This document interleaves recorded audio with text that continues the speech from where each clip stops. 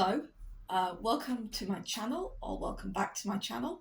My name's Heather and I make videos about UK politics, and most of them are about the weaponisation of anti-Semitism against the left that's happening, and this video is no exception.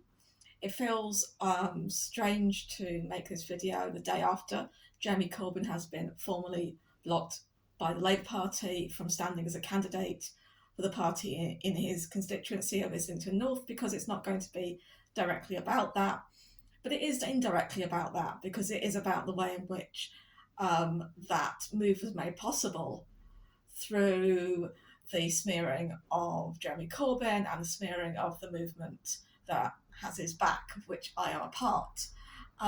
So what this video is about comparisons between contemporary UK politics and Nazi Germany, the Nazi regime in the 1930s and 1940s. It is not going to be about which bits of UK politics I think are similar to the Nazi German regime. It's going to be about which comparisons are made and how they're debated in the public arena, and which ones are seen as legitimate, which ones aren't. And it's in three parts. The first part is going to look at the response to a tweet by a UK celebrity, Gary Lineker, in which he drew a parallel between the rhetoric which is being used by the Conservative government on immigration and the language that was used in Nazi Germany in the 1930s. The second part, which is the longest part, is going to look at the way in which Jeremy Corbyn and the Corbyn movement have been compared to Nazis. And I'm going to take 10 examples. I could obviously have taken more, but I think that will demonstrate the range of those comparisons and the way that people responded to them.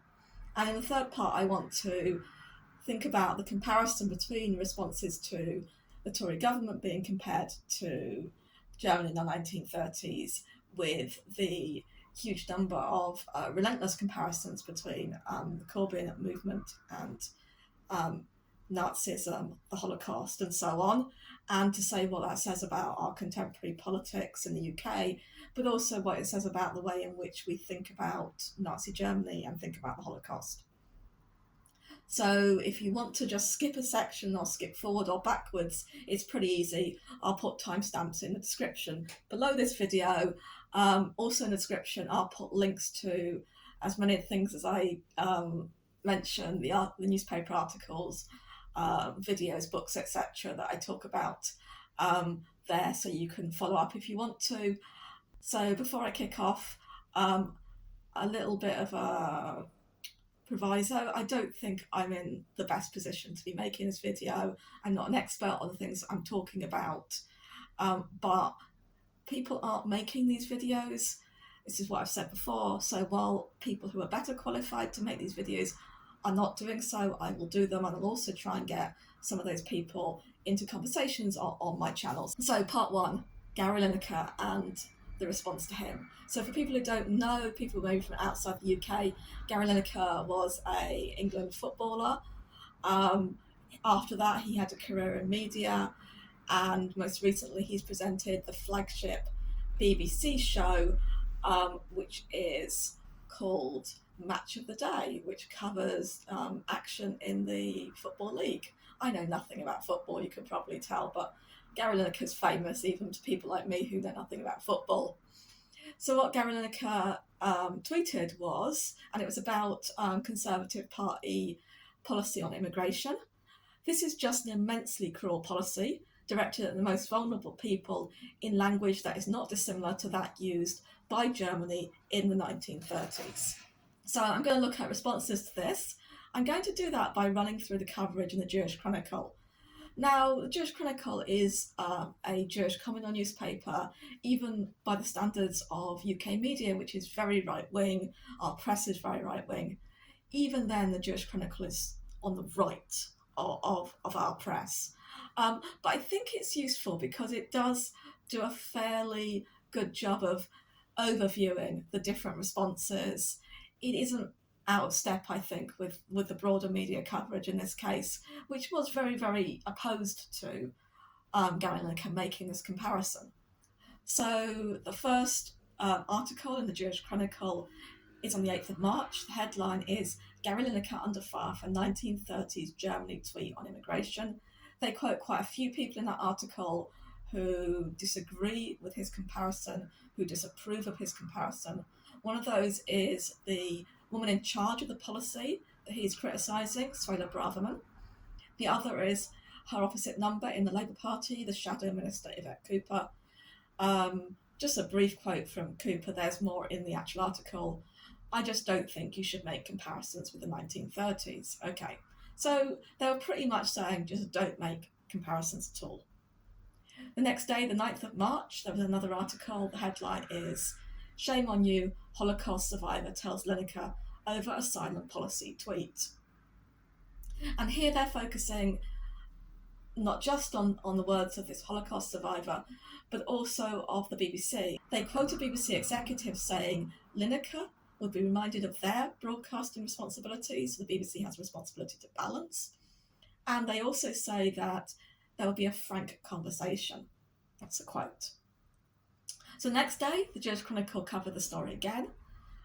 This time, the headline is Gary Lineker to step back from Match of the Day following, in inverted commas, 1930s Germany, close inverted commas, firestorm.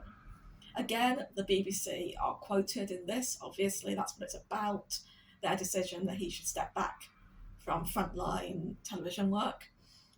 For them, we have never said that Gary should be an opinion-free zone or that he can't have a view on issues that matter to him, but we have said that he should keep well away from taking sides on party political issues or political controversies.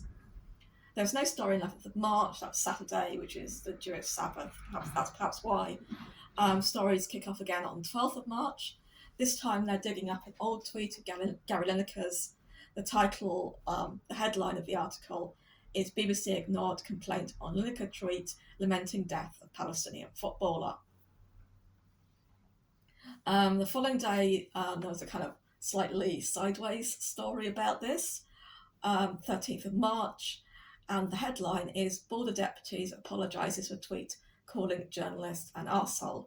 They don't write arsehole, they write A with star, star, star, star, star, star, star. Now, the background of the story is that Karen Pollock, who's the head of the Holocaust Educational Trust, had urged people to stop invoking the Holocaust for, quote, anything that we hate or fear, anything that evokes pain and horror. The appalling policies and actions of the Nazis took place in a specific period in history, rooted in a time and a place. So I urge caution from everyone when considering reference to this period of history to make any point. So a pretty clear position there from Karen Pollock, who clearly has a public role, strong public role and public interest in people talking about Nazi Germany, people talking about the Holocaust. The journalist who was called an arsehole was Rachel Shabby. She replied, this is plainly wrong. A key tenet of Holocaust education is never again for anyone. The Holocaust is unique, but never again is universal. Drawing out similarities and parallels is critical and part of the education. Okay, so that's an interesting debate about how much we see the Holocaust as unique, how much we see that uniqueness as preventing any kind of universalizing from it, any kind of generalizing from it, any kind of parallels, and how much we see that as something important to do to draw those connections. So that's a debate. Whoever was doing the Border Deputies Twitter that day did not think that was a legitimate debate, and that's why they said it was shameless of Rachel Shabby to speak back to Karen Pollock, given her position within the community and given her position on this issue, and they called her an arsehole. Now, of course, the Border Deputies should not be doing this. They very quickly deleted the tweet, they very quickly apologised. But I think that reaction from someone who's got a responsibility in this organisation, the Border Deputies of British Jews, is the communal body of the Jewish community in the UK, which claims to represent the Jewish community, at least more than other bodies. There's an argument it does, there's an argument it doesn't. But certainly that's a position it occupies. So we'll come back to that debate later on. So moving on to the 14th of March, there was another story. This is the day after, and this is going back to the main discussion around the tweet and the analogy made. And the headline is, "We live in an age of diktat by celebrity," says former FA chair. And he's very concerned about loss of trust in institutions like the BBC if they don't take action against Lineker. 2 days later, the 16th of March, there was a last story. I haven't checked recently, but a last story in the sequence. And this was headlined, "Fight promoter Frank Warren tears into ill-informed Lineker." They quote him within the article. I'll just give you an extract from that. "I have never heard such a disgusting comparison. He's entitled to his views, but they're ill-informed views." So that's 7 stories in 9 days. With one exception, they focus on criticism of Lineker, the exception being the row between Rachel Shabby and the Board of Deputies and Karen Pollock. So although the Jewish Chronicle, as far as I can see, was not taking an explicit editorial line on this, the editorial line is clear. And like I say, it was aligned more broadly with the views of senior politicians in both parties, with a huge number of people speaking out on this, and with the BBC. So that's end of part 1. Part 2 is going to focus on, as I said, the comparisons between the Corbyn movement and the Nazi regime. So 10 examples. I could have chosen more than 10, but I think 10 will suffice. It will cover the major issues and the major ways in which those comparisons happened. I'm going to start by going back to August 2016. This is an article in the Daily Mail. The headline is, "Why I Despise Jeremy Corbyn and His Nazi Stormtroopers," by Jewish Labour donor Michael Foster. Now, for people who haven't been following this ridiculously intently like I have, they may not remember that Michael Foster was the man who took the Labour Party to court in an attempt to block Jeremy Corbyn from standing in the 2016 leadership election against Owen Smith, which would of course led to him not being leader anymore. And he won that election fairly easily with 62% of the vote. So history would have been very different if the courts had been otherwise, if Michael Foster had had his way. So this article about Jeremy Corbyn and his Nazi stormtroopers is accompanied by a photo. The caption on the photo is, "Adolf Hitler and his SA troops, known as brown shirts, in Munich, November the 9th, 1935. He talks about, in the article, to quote Michael Foster, "Once political parties believe they are above the law, it ends with all opposition silenced, whether it's my grandparents in Dachau or the left in Erdogan's Turkey, rounded up and held uncharged in prison." He's interesting because, of course, what's happening here is that the courts ruled against him, and he's the one who really doesn't like the rule of law in this case. He says that the court's decision advantaged Corbyn and his Sturmabteilung, which is German for stormtroopers. Okay, so responses to this. Marie van der Zyl, Vice President of the Board of Deputies. She's since become President of the Board of Deputies. She was Vice President then. Says, "We have often made the point that Nazi and Holocaust comparisons are inflammatory and should be avoided in political discourse. The same is true in this case." So, okay, fairly consistent there. She's not calling for any action against Michael Foster, but he's not on TV, so fair enough.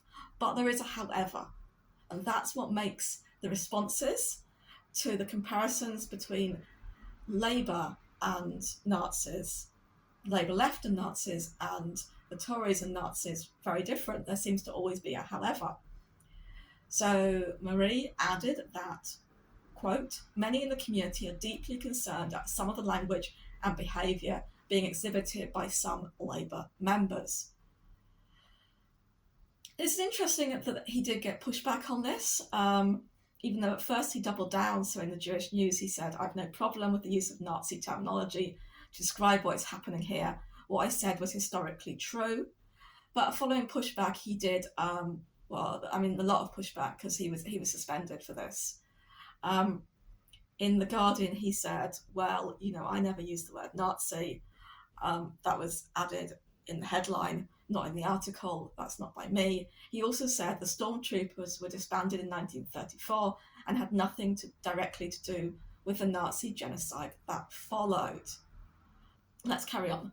A month later, in September 2016, Momentum Kids. This was a really nice idea by someone called Natasha Gisette, and there were loads and loads of really exciting stuff happening through Momentum back then. There were loads of public meetings, there were loads of activity, and Natasha thought, well, wouldn't it be great if we made it easier for people with children to take part? So we could have creches at the events, we could have some political education with the children and young people, and this was compared to the Hitler Youth. This was madness. This was a social media phenomenon more than it was in the press, although it did get mentioned in the press. So Daily Express talked about how she was having to deal with accusations of building a new Nazi youth. And Suzanne Moore wrote about it to say it was ridiculous. I'm no fan, but it's ridiculous. So a couple of things. These first two comparisons, it's really useful to note that they don't have anything to do with anti-Semitism.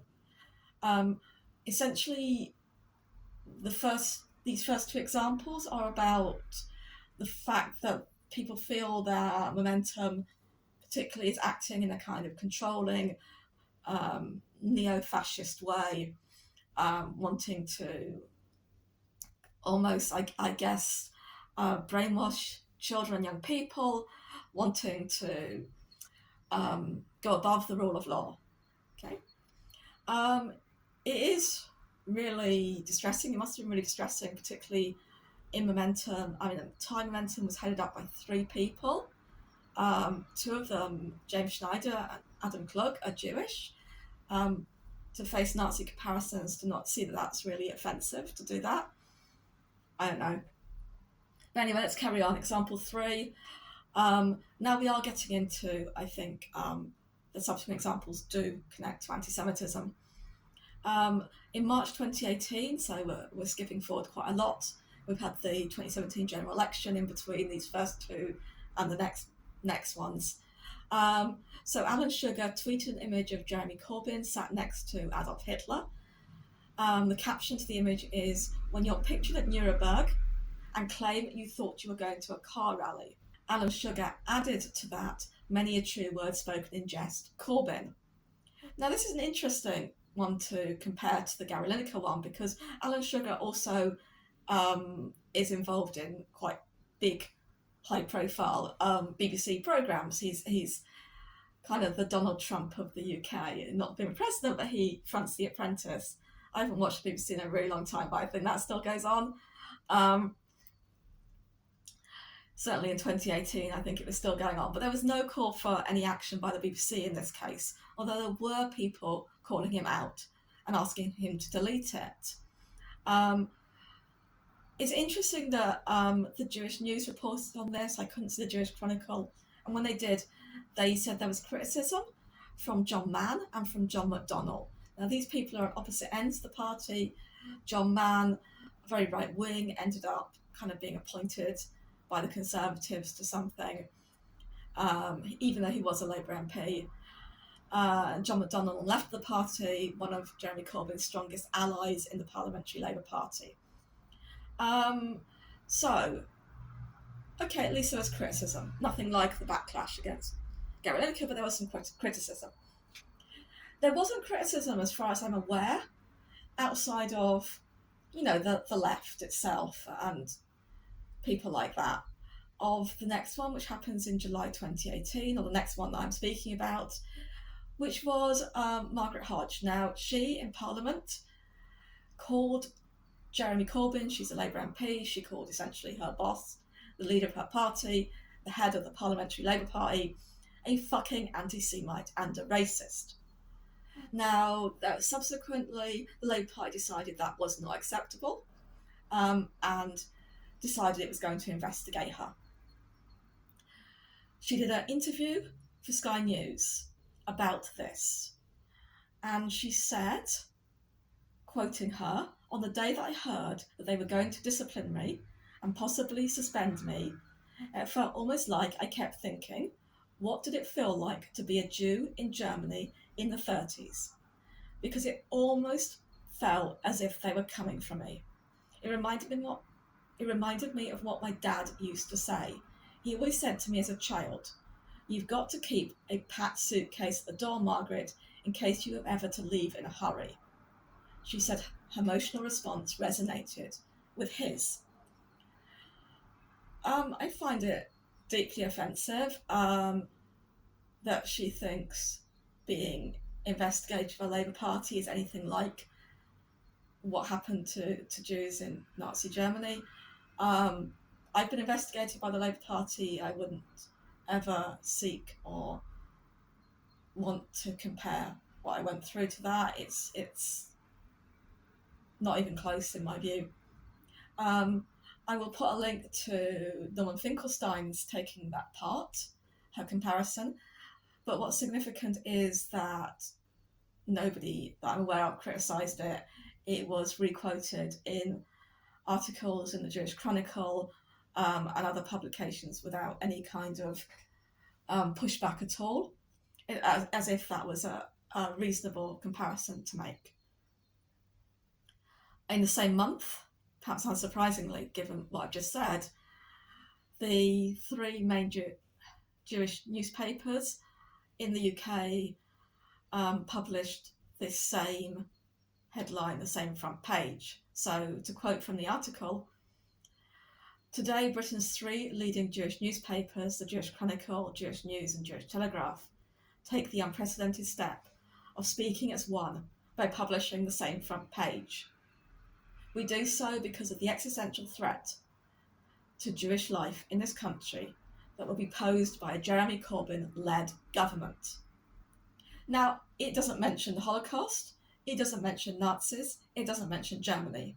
But if you talk about an existential threat to Jewish life, you are invoking the Holocaust. I don't think they would have had any doubts about what they were doing. Okay, I'm going to skip ahead a year now to July 2019. This is probably the most famous example because it's the most obviously outrageous. A journalist, I think he writes for Daily Mail, Sunday Telegraph, Simon Heffer, he appeared on LBC Radio and he said Corbyn wanted to reopen Auschwitz. Now, there was pushback in the studio. Whatever you think of Jeremy Corbyn, you can't say that. And he said, well, I'm sure in 1930s Germany they had similar conversations. I could not find any shot coverage of that. I could not find any calls for him to have his newspaper positions taken away from him. Outside, I guess, of people like me who are on the fringes. I don't think I bother, but people like me. Okay, July 2019, so we're in the run-up to the general election now, I guess. There was a leadership election in the Conservative Party. Jeremy Hunt was running against Boris Johnson. He went to visit Auschwitz, and he's quoted as saying, he's quoted as implying Corbyn is the next Hitler. So what he said is, when he visited the notorious death camp, he had, quote, rather complacently said to myself, thank goodness we don't have to worry about that kind of thing happening in the UK. Now I find myself faced with the leader of the Labour Party who has opened the door to anti-Semitism in a way that is truly frightening. So remember Karen Pollock, who said we really, really shouldn't ever compare anything to the Holocaust. She was quoted again. So Chief Executive of the Holocaust Educational Trust. She said politicians should choose their words carefully. So not saying don't do it. So that's a slightly different position than she has now. And of course there's a but, just like with Marie earlier, where there's a however. But she added, the facts are that records show anti-Semitism is on the rise year on year.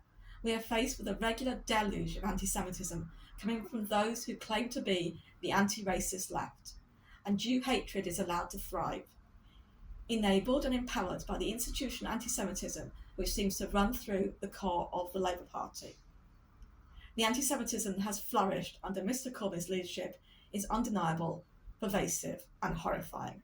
So she doesn't really say you shouldn't do it. She says, well, choose your words carefully, but it's really, really bad in the Labour Party. The next one I don't think is one that many people will know about, apart from me, because I was actually at the event. So there is a video of it online on YouTube. It was an event about the state of the Jewish community held in JW3, which is a Jewish cultural space in northwest London. It was a really interesting event, I think. It was a presentation by Jonathan Boyd, who is Executive Director of the Institute of Jewish Policy Research. And in between his presentation, there was a discussion, first of all, with Raymond Simonson, who runs JW3, and then with the audience. And so the middle section of this discussion was around anti-Semitism. And after Jonathan's presentation about this, Raymond Simonson said something which I think is very interesting and which will make me forever grateful to him. So if you watch this, Raymond, thank you. There's an increase in concern about this thing called anti-Semitism in theory, but not necessarily in the concern of, I'm going to be the victim of an anti-Semitic attack. So he's commenting on the discrepancy between anxiety about anti-Semitism in the statistics and likelihood of being victim of anti-Semitism. So he continues, that feels to me instinctively like, not cognitive dissonance, but it doesn't sit comfortably with me. He says, well, I don't want to talk about Project Fear, but, quote, if something is repeated a lot, if we talk about it a lot, we start fearing it, even if it hasn't happened to us, or we haven't experienced it. Is that part of what we're seeing here? So Jonathan Boyd replies, he gives quite a long response, but the essence of it is, I don't want to dismiss people's anxieties. I think there has been a shift in the nature of what's going on. I do think anti-Semitism is worse than it was 5 years ago or 10 years ago. And he concludes, we're not living in Nazi Germany at all. This is a very different reality. There is a context that feels scary in a way that it didn't. So I think even invoking Nazi Germany there is problematic, but you could argue that given the way the anxieties are within the community, maybe saying we're not living in Nazi Germany is helpful. But that's not where it stops. So immediately after that, they go to the audience, and the first person to speak from the audience is someone who's active in Labour against anti-Semitism, who speaks fairly at length about the huge number of cases they claim to be finding within the Labour Party of members every single day. So at this point, Jonathan Boyd feels compelled to come back into the discussion, and he says, I don't want to be misunderstood. And again, it's a long answer, I won't say all, but the essence is that it is very clear that there's something very disturbing going on in the political arena online. And he says it's very difficult to interpret what's going on. And the question he asks is, how worried should we be? And he answers that in a kind of roundabout way. He cites a book, The Prince of West End Avenue, by Alan Eisler. To quote Jonathan, it's a book that has haunted me for many, many years. The ending of the story is that the main author, I guess, the main subject of the story, it turns out he was a journalist in Germany in the 1930s and was constantly telling people to calm down, calm down, calm down, it'll be okay. And then for the rest of his life, he has to live with the consequences of that. I'm very conscious of that. At the same time, I don't want to generate unnecessary panic. Well, you just said that if you say calm down about the Labour Party, then maybe you're going to have to live with the consequences of that when the Holocaust starts.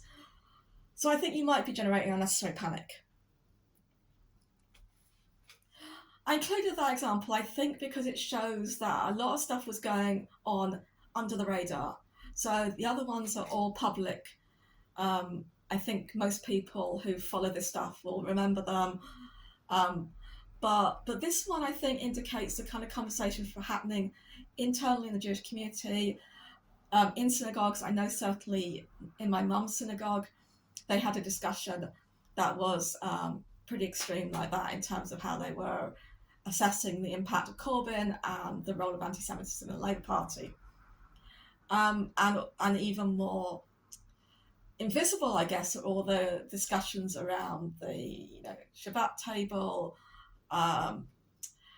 conversations in community groups, conversations over a drink in JW3, and so on.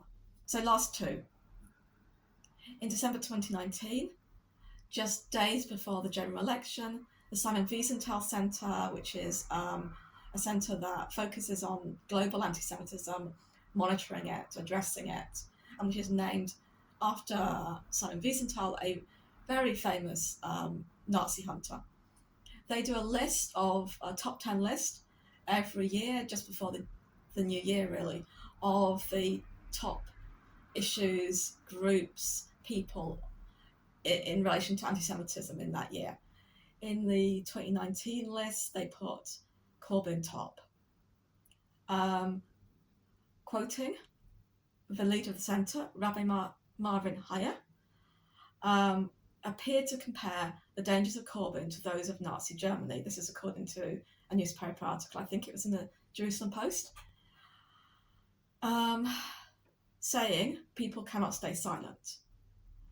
What Marvin Hayer said was, we don't want to get it wrong again. We cannot sit back and watch this happen again.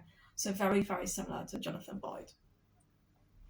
My final example is April 2020. This one might surprise people. It's the leaked Labour report. So this was a report that was written by people on the left of the Labour Party who worked in the Labour Party. It was intended to be part of the evidence submitted by the Labour Party to the Equality and Human Rights Commission for their investigation of anti-Semitism in the Labour Party and how that had been dealt with. Now, a lot of people on the left really like this report, and there are things to like about it. In particular, it highlighted the factionalism that happened, particularly among staff, the way in which they turned the resources of the Labour Party against Jeremy Corbyn, against the left, the way in which they said some really horrific and brutal and violent things about different members of the party, and particularly the racist language that they used against people of colour in the party. But that's just the beginning of the report, and the reason why the report mentions all of that is because it's saying that this is evidence that there was a factional war against Jeremy Corbyn, and this is why a lot of people, when it came to anti-Semitism, thought that, if you're on the left, thought this was part of the factional war, but it wasn't. Anti-Semitism was real. Okay, that's their position.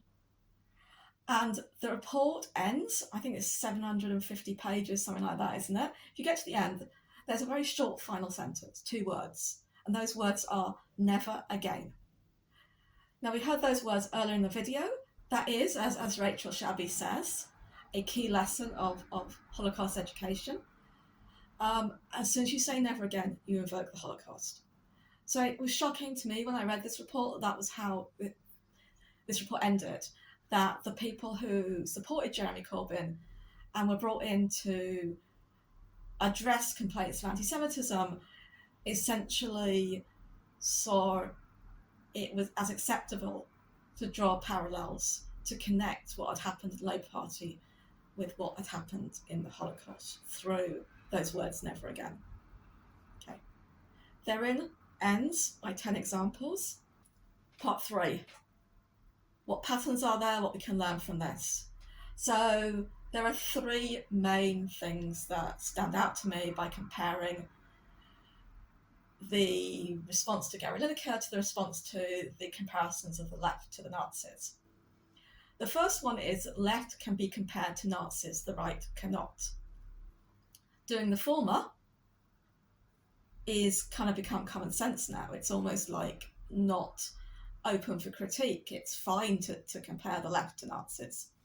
And in fact, there's no reason for it to be seen as party political to do so. in the way that the criticism Gary Lineker made of the Tory party was seen as party political by the Tory party. Sorry, by the BBC.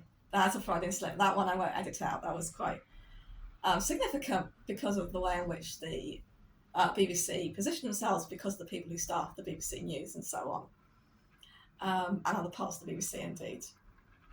The second thing is that it's seen, I think, that examples of anti-Semitism, it's more acceptable to draw parallels between those and what happened under the Nazi regime than other examples of racism. Now, I think that's exclusively so, like I said, the first two comparisons between the Corbyn movement and Nazis weren't to do with anti-Semitism. So that doesn't override the first lesson, but certainly the fact that there were connections between anti-Semitism that were happening through the analogizing, mostly analogizing, around the Labour Party, around the left, made those appear more acceptable. The third thing is that there is a role given to Jewish establishment organisations in the UK in drawing lines around which analogies are acceptable and which aren't. So there's a kind of ownership that is given to and taken by certain organisations, notably the Board of Deputies and the Holocaust Educational Trust. And you could say, well, that's reasonable. And perhaps it is, but I think it's worth noting. And of course, even though there was also genocidal murder of Gypsy Roma traveller people, there is no similar organisations which are seen to have any right to speak, to be quoted on, to decide the legitimacy of comparisons of this nature. So these things that I've just pointed out, they don't come out of the air, right? They reflect wider struggles over the history and memory of the Second World War. So I did a bit of research on the Holocaust Educational Trust, and unsurprisingly, they use the mainstream definition of the Holocaust, which is that it refers to the murder of approximately 6 million Jewish men, women, and children by Nazi Germany. Specify later, whilst the term Holocaust refers specifically to the genocide of European Jewry, other groups deemed racially and socially inferior experienced horrific and violent persecution by the Nazis. There is, however, it's important to note that only Jews were targeted for complete eradication on a continental scale. It is important that we recognise the suffering of each victim group in their own terms to properly preserve their memory and understand their history. Now, it's a slightly different position in Holocaust Memorial Day, which is that the day is for everyone to remember the millions of people murdered in the Holocaust under Nazi persecution and in the genocides which followed in Cambodia, Rwanda, Bosnia and Darfur. So it's kind of very inclusive. So the trans people who were murdered, the trade unionists who were murdered, the Russians who were murdered, and so on by the Nazis, and all those murdered in subsequent genocides are remembered. But it's called Holocaust Memorial Day. And Holocaust, as we heard, refers to the murder and eradication of 6 million Jews. It does not refer beyond that. So it's a kind of tension built into the day. And there have been people who've called for a more inclusive name. Like, if you're going to have an inclusive approach to remembering the dead, remembering the victims, then call it Genocide Memorial Day. But no. And that's why there's always kind of struggles, I think, over Jeremy Corbyn's tweets about Holocaust Memorial Day, because he often honoured what the day says it's about, which is about remembering everyone who was murdered. Okay, so I've been reading quite a lot and thinking quite a lot around the Holocaust. In order to make this video, I read one book which I think was really useful for thinking about this, which is Arno J. Mayer's Why Did the Heavens Not Darken? The Final Solution History. It's a very long book, but I really recommend it. It's a very traumatic book because it talks about the genocide, it talks about the brutality of the Nazi regime. But I think it's really worth reading. And At the end, he talks about two positions on remembering the Holocaust. Rigid dogmatists and rigid skeptics. He wants to make a difference between this. He says dogmatists speak with empathy and compassion for Jewish victims. They're trying to warn about the dangers and the costs of religious and racial intolerance. So they're often good faith, coming from a good place of empathy. And the skeptics, these are people who deny the Holocaust. These are not good people. They're outright negationists. They mock Jewish victims with their one-sided, sympathetic understanding for the executioners. They're ill-disguised anti-Semites and merchants of prejudice. And this morally reprehensible posture disqualifies them from membership in the Republic of Free Letters and Scholarship. So I think that's important to state that these two groups are not the same in any sense at all, except one, which is they have methodological similarities. So, quoting Arno Meyer, both affirm rather than closely examining and substantiating a position that is in the nature of a given. It's almost an article of faith. Their outlook is essentially dualist, in that they see only absolute truth and falsehood, unqualified certainty and uncertainty. This stance is at variance with the historian's task, which is to conceptualize and portray reality in its disconcerting diversity and complexity, particularly when facing extreme and incomprehensible events. A bit later, he writes, the dogmatizers maintain that the Holocaust was so utterly unique as to balk at all efforts at aesthetic transfiguration and historical imagining, which cannot dispense with universalizing categories and idioms. So this is the debate between Karen Pollock and Rachel Shabby we saw earlier. The insistence on the uniqueness making universalizing impossible by the dogmatic position of Karen Pollock and the more historicizing complex position of Rachel Shabby, which Arno Meyer and I would agree with. The dogmatic position is a withdrawal on history. History looks at the singular and the universal. So Arno talks, for example, about how Nazi ideology isn't frozen with anti-Semitism at its core from the start to the end of Nazism. But it is an inherently unstable and kaleidoscopic syncretism in which anti-Semitism coexisted with racist social Darwinism, anti-communism, and territorial expansionism in Eastern Europe. And he shows in a really fascinating and disturbing historical analysis there's a constant interplay of ideology and contingency in the way in which the final solution develops.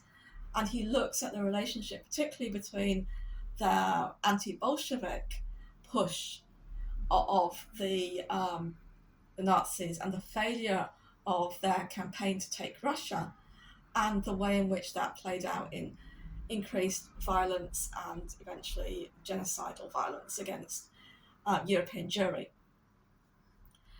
I think we can talk about memory versus history and a kind of tension between those. Often the Second World War is taken outside of history and placed in the position of something we memorialise only. And I think we then have to ask about what purposes memorialising it in a particular way serves. And I'm not going to go into the link to Israel, but it is, the Holocaust is part of the founding myth of Israeli state. And there's a very good film by Yoav Shamir, an Israeli filmmaker, called Defamation, which, among other things, looks at the way in which the Holocaust is used to instill a certain subjectivity in Jewish school students as they come to the end of their schooling, just before they go into the army to their service in the Israeli Defense Forces. So I would say there's a huge importance of historicising Nazism. Apart from Arno's book, I'm finding it really interesting to follow a podcast called The Iron Dice, which is by Dan Arrows, who's a German podcaster who knows a lot of history, but he's not a historian, but he sort of has become one. And it looks at the post-First World War struggle for power in Germany and the way that leads to the rise of the Nazis. And there's very much there a kind of connecting through to contemporary politics. And he's done a very good video in the US context about sort of comparisons to Nazis and claims that the Nazis were left-wing. And I'll put a link again in the description below this video to all of these things. Personally, I always find the approach taken by the Anne Frank Museum in Amsterdam, which I've been to a couple of times, very powerful. And this is the secret annex where Anne Frank and her family and other people as well hid during most of the war, unfortunately not all the war. So what you do is you go through the secret annex and connect to Anne's experience and the experience of other people who are hiding there, and then you come into an exhibition which makes connections to other political oppressions, other genocides, other discrimination. And I think that's always been the way with Anne Frank's legacy, and I find that those connections very powerful. I want to end with Peter Hitchens, because I think that's where it gets us, this kind of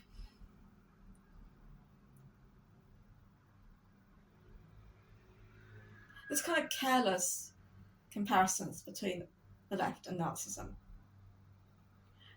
Peter Hitchens said the Nazis were left-wing.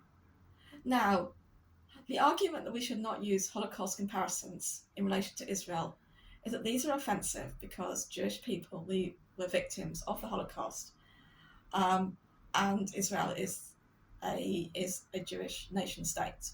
No, I don't necessarily agree with that, but I think that if we accept that position, then we should also draw the line under attacks on the left by comparing us to Nazis, because the left were also victims of Nazism. That Judas, who are a left Jewish collective, in responding to this article by Peter Hitchens saying that Nazis were left-wing, called this historical revisionism, because it denies the murder of leftists. It erases the victims. And I'd say it also erases the historical stuff that Arno discusses, Arno Meyer, about the connections between Nazis' anti-communism, their anti-Bolshevism, and their anti-Semitism.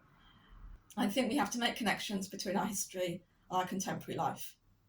And we have to pay attention to how those comparisons are used and how they're policed. So, thank you for watching. This has been a difficult video. I'm nervous about how it will be received. I'm nervous about what I've said in it. But I would welcome all comments, even if you want to call me horrible things. Call me horrible things. I'm used to it.